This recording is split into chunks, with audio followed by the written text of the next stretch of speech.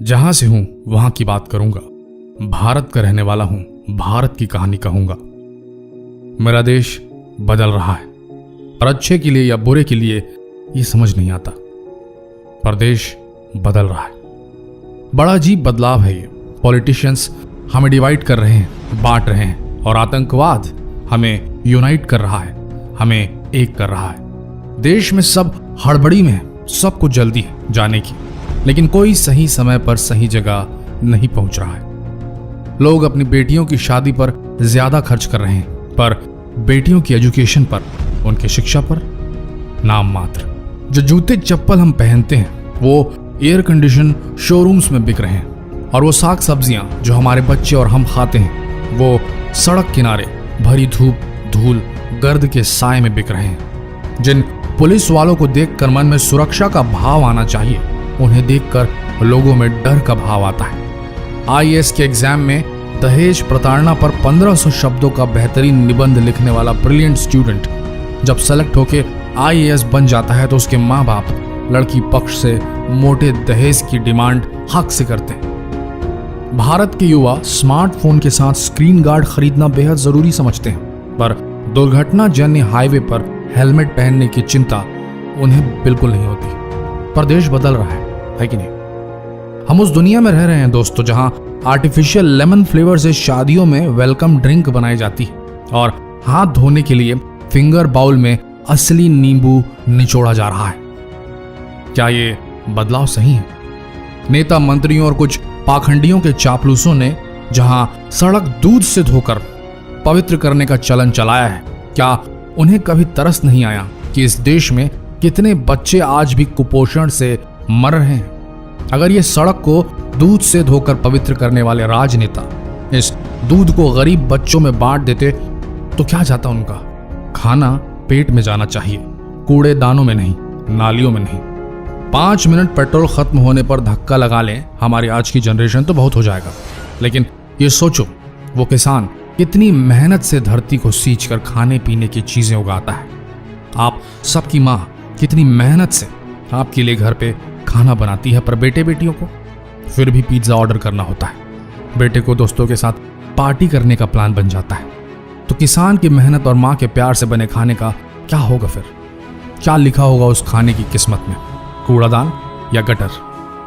खाना पेट में जाता तो किसी की भूख मिट सकती थी। पर हाँ, देश बदल रहा है। अब जैसे भी बदले, क्या फर्क पड़ता है किसी को? अपना काम बनता तो भाड़ में जाए जनता। रुको, अभी खत्म नहीं हुआ है। अंग्रेजों ने 200 साल हमारी ऐसी तैसी की, रिसेंट में, आजादी के जस्ट पहले। और जब हम सब काबिल हो गए हैं, जी हाँ, हम काबिल हो चुके हैं, इस बात को मानना पड़ेगा आपको। भारत अगर भुखमरी से त्रस्त है तो अपने लापरवाह देशवासियों की वजह से। ये इसलिए कह रहे हैं कि देखिए, इंटरनेट आप सबके पास है, मिल जाएंगे आपको स्टैट्स। आज भारत में एक दिन में इतना खाना फेंका जाता है जितना यूनाइटेड किंगडम, ब्रिटेन, अंग्रेजी सरजमी के लोग एक दिन में खाते हैं। सुन रहे हैं आप? आज भारत इतना खाना फेंकता है जितना अंग्रेज खाते हैं। ये एक तरफ तो बड़े मान की बात है, लेकिन दूसरी तरफ बहुत बड़ा अपमान है अन्न का, वो भी हम भारतवासियों द्वारा। उस भारत का जहां आज भी लोग भूख से मर रहे हैं। ग्लोबल हंगर इंडेक्स में जिस देश का नाम आ रहा है, क्या देश ग्लोबल हंगर इंडेक्स में रखने के लिए आजाद किया है हमारे पूर्वजों ने? एक रिपोर्ट में यह खुलासा हुआ है कि भारत में बढ़ती संपन्नता के साथ ही लोग खाने के प्रति असंवेदनशील हो रहे हैं। खर्च करने की क्षमता के साथ ही खाना फेंकने की प्रवृत्ति बढ़ रही है।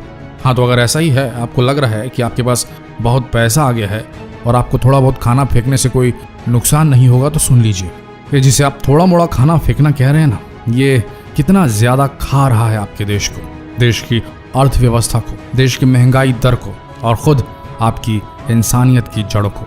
देश में आज भी साफ पानी न मिलने से लोग बीमारी ग्रस्त हो रहे हैं, बच्चों की जान जा रही है, और हमारे देश का 25% फ्रेश वाटर, पीने का स्वच्छ पानी, उस खाने को बनाने में व्यर्थ बर्बाद किया जा रहा है जो फेंक दिया जाता है। जितना पानी इस खाने को बनाने में वेस्ट हो रहा है ना, वो ऑलमोस्ट एक एवरेज नदी के बराबर है।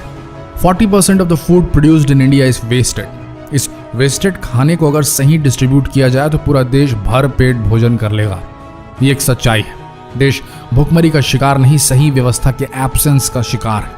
21 मिलियन टन गेहूं वेस्ट होता है देश में, लेकिन किसी गरीब को नसीब नहीं होता। एक सर्वे के अनुसार देश की जितनी आबादी है उसे 2 गुना खाना डेली बनता है देश में, लेकिन फिर भी लोग देश में भूख से मर रहे हैं। बच्चे कुपोषण के शिकार हैं। एग्रीकल्चर मिनिस्ट्री के हिसाब से 50,000 करोड़ का खाना देश में हर साल गटर में बहाया जाता है।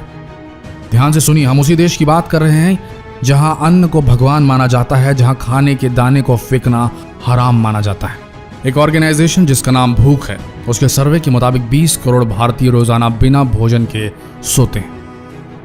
70 लाख बच्चे कुपोषण और भुखमरी से हर साल मर जाते हैं। देश की 45% जमीन जो बंजर होने लगी है, जहां वाटर लेवल डाउन हो गया है, उसका कारण है कि उन जमीनों से जंगल काट दिए गए ताकि खेती की जा सके और लोगों का पेट भर सके। लेकिन इस भारी कीमत पर हम जो अनाज उपजाते हैं उसे खाते नहीं, फेंक देते हैं। सोचिए कितना नुकसान हो रहा है आपके खाने को वेस्ट करने की आदत से। 300 मिलियन लीटर तेल हम रोजाना जला देते हैं उस खाने को पकाने के लिए जो नालियों में बहा दिया जाता है। अगर इंसान है तो प्लीज राशन का सामान उतना ही खरीदें जितनी जरूरत हो। ऑफर्स के चक्कर में ज्यादा कभी ना लें, क्योंकि वह कूड़ेदान में ही जाएगा। 20% सामान हम भारतीय जो खाने के लिए लेते हैं वह फेंक दिया जाता है। इस स्टैट को दिमाग में रखें। और इन सबसे बड़ी बात आप सभी युवाओं से, देश की यूथ से विनती है कि जब कभी बाहर आउटिंग के वक्त या घूमते फिरते कुछ खाने का मन करे तो प्लीज घर फोन लगाइए और माँ को जरूर बोलें कि आज मेरे लिए मत बनाना माँ, नहीं तो देश की मेहनत भी उस खाने के साथ नाली में बह जाएगी और आपकी माँ की ममता भी वहीं बह जाएगी। जहां से हूं वहां की बात करूंगा, भारत का रहने वाला हूं, भारत की कहानी कहूंगा। एक कहावत है मेरे देश में, जहां अन्न का अपमान होता है वहां लक्ष्मी नहीं आती। जिस घर में खाने की बेइज्जती होती है वहां बरकत नहीं होती। तो इतना ही कहेंगे, उतना ही ले थाली में कि व्यर्थ न जाए नाली में। बाकी बदलाव हो न हो, देश बदले या ना बदले, पर आप ये बदलाव अपनी अंतरात्मा, अपने ज़मीर के अंदर जरूर लाइए और सही लगे तो असली बदलाव का ये संदेश लोगों तक पहुंचाइए। धन्यवाद।